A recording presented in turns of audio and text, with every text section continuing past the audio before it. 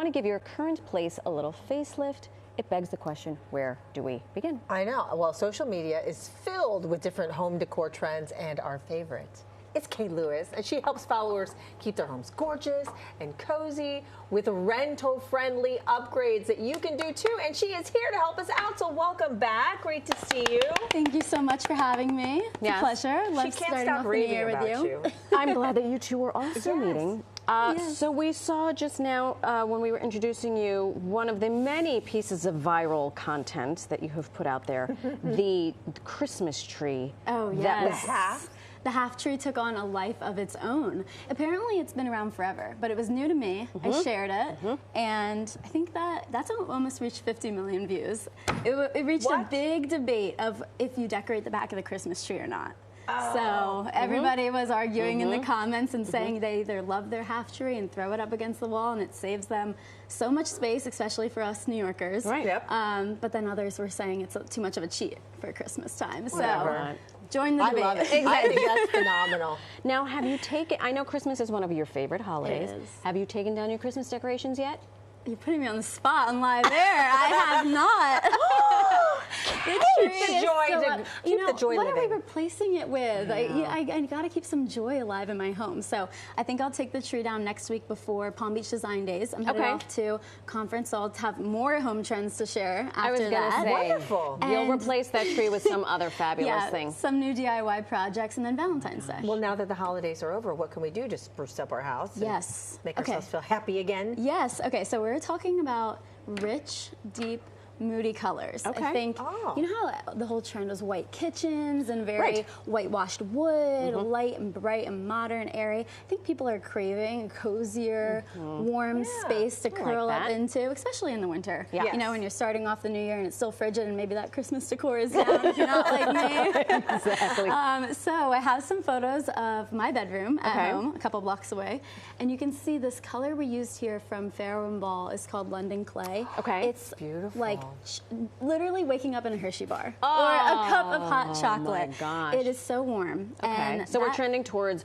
richer, darker, deeper colors. Something that's just warm and inviting, feels intimate, like you're cozied up in the corner with friends and want to just chit chat. And, you know, not have to leave the house. I like that. What is color drenching? Okay, so I'm so glad you asked. You can see here on this photo behind you as well. Color drenching is when the trim, the walls, the ceiling, even accents like molding and the ceiling medallion I have there, all painted the same colors. The same color, not even a variation. You know what? Interesting. The variation though can be the finish. So you can do a different sheen on, say, the baseboards. Maybe if you have a matte wall, you can do more of a glossy trim like you would in high traffic areas. So that's a way you can spice it up, especially to the ceiling medallion. Adding textures in a color drenched room is very important because color drenching is very one-dimensional. So to have that added texture of, say, a molding, ceiling medallions, different types of trim, accents, it'll give it that rich feeling that'll lean into the color without feeling a little bleak.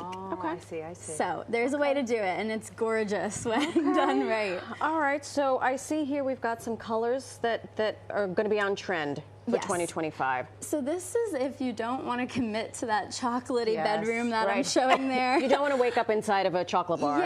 Yeah, exactly. Although I really wouldn't mind waking up in a chocolate bar. So this is a color wood that I just wanted to point out. I feel like we're leaning into more antiques, and this color wood is allowing that for sure. It's deeper, it's richer. This one has actually been bleached by sunlight in my apartment for 3 years now. But this is the color that we're going for, again, adding that rich warmth feeling. If you don't want to commit to paint or even switching out furniture because that gets expensive. I brought just some little pieces here. Any tiles with this color, like deep colors we're referencing in it, it almost has a hint of purple, like a jewel tone. Those veins can add a lot of warmth into a space. So I'm not saying, you know, rip out your countertops and redo your whole kitchen to lean into a trend. Which she may or may not have done, Miss Bob Vila over here. But, you know, you can get some accents. This is just from Amazon. So there's easy ways to do it. Can we talk about drapery? Yes, and how we incorporate that into all the business? So my bedroom is on full display here this morning. These are some Look more at that. pictures. That's beautiful. I don't know if though. the bed looks as cleanly made this morning as it does in these In my mind, it photos. is, yeah. Wow, it's gorgeous. So this is great for us apartment livers. Dwellers, yeah. Dwellers, yes, that's a better Okay. word.